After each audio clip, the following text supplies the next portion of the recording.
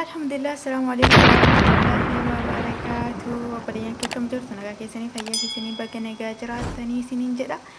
Inshallah har'a wanni isinitti mul'isuu barbaade akkuma beekamu isin hundi keessanii beektan jedhee yaada obboleeyyan shamaraa. Kun hinnaadha.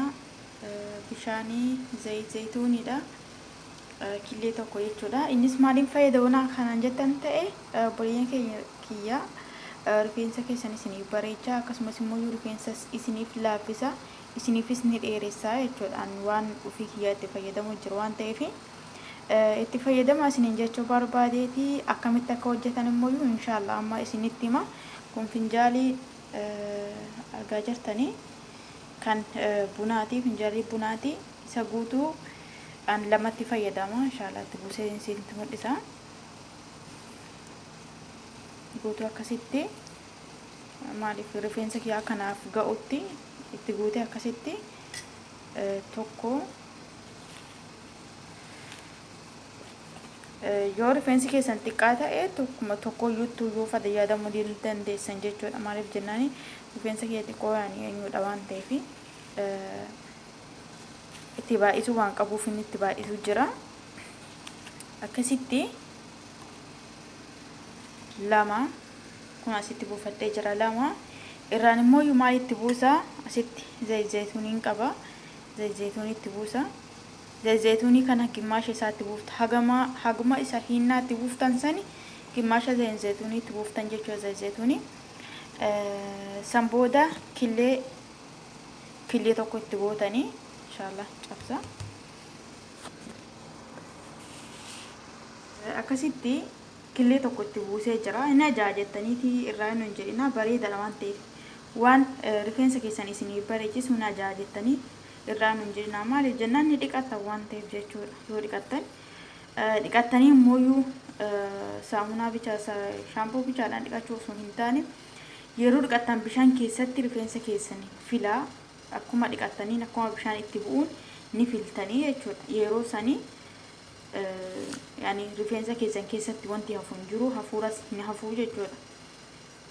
Akkas godhaa isiniin jechuu barbaadeeti. Asitti bishaan ni qaba. Bishaan haga inni agasitti buusee jira. Inshallah waliin dha'ee isinitti mul'isaa jechuudha. Hayya obboleeyyan kee kun akkasitti xumuradheen jira. Kun akkuma argitan kana hin laaffiftaniis hin jabeessitanis. Yoo laaffiftan immoo isinirra lo'ee gara qaama keessanitti jijjiga waan ta'eef qaama keessanitti akka hin jijjigne akkasitti dhiisuu qabdanii jechuudha. Akkasitti dhiisuu qabdanii san booda immoo maal gootanii obboleeyyan kiyyaa kun akkatti laafaa isaa gootanii akkatti laafee argitanii jirtanii tokko seen hin qabu. Killeenis keessa hin beeksisu, hafuurris hin dhufu jechuudha. Zayitii waan qabu baay'inaan hafuurri isaa hin dhufu. Akkuma argitanii hinnaa baxabaxeen jira jechuudha. Kun akkasitti bareeda rifeensa keessanillee haalaan isinii bareecha obboleeyyan kiyya. Maaliif jennaan yeroo baay'ee itti fayyadamee waan jiruuf jechuudha.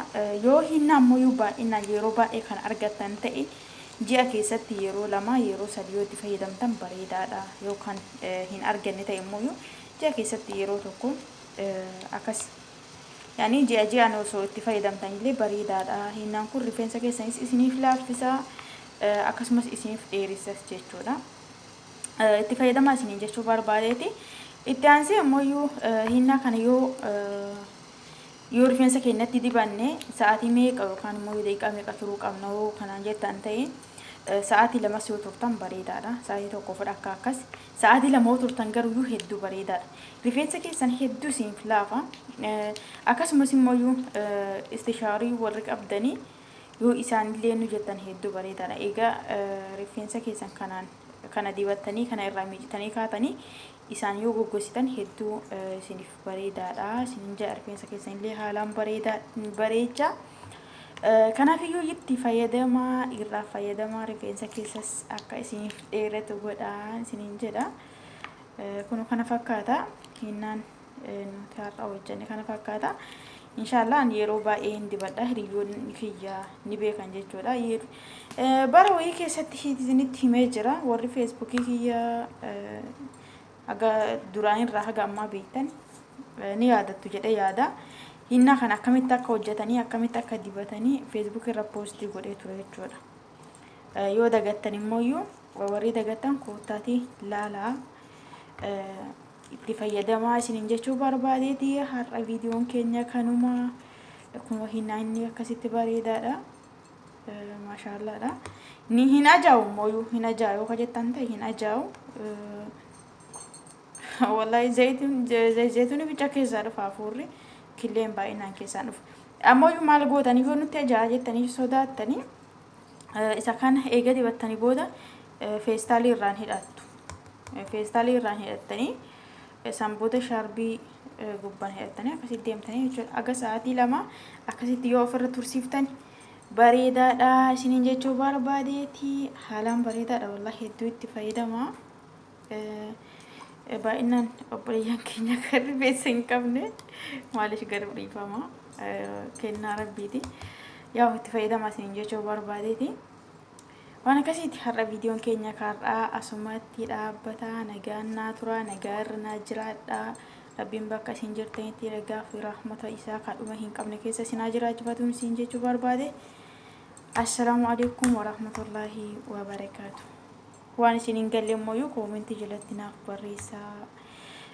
Akkasumas immoo YouTube kee subscribe naaf godha, like share naaf godha isiniin jechuu barbaadeeti. Inni biraa immoo warri gaafii daarektii sagaleedhaan na gaafachuu barbaadanii eenyu telegiraamii kiyya liinkii telegiraamii kiyya viidiyoo jalaan isiniif kaa'a achi seenaa isiniin jechuu barbaadeeti. Kanuma nagaan naa tura. Assalaamu alaykum wa rahmatullahi wa barakaatuh.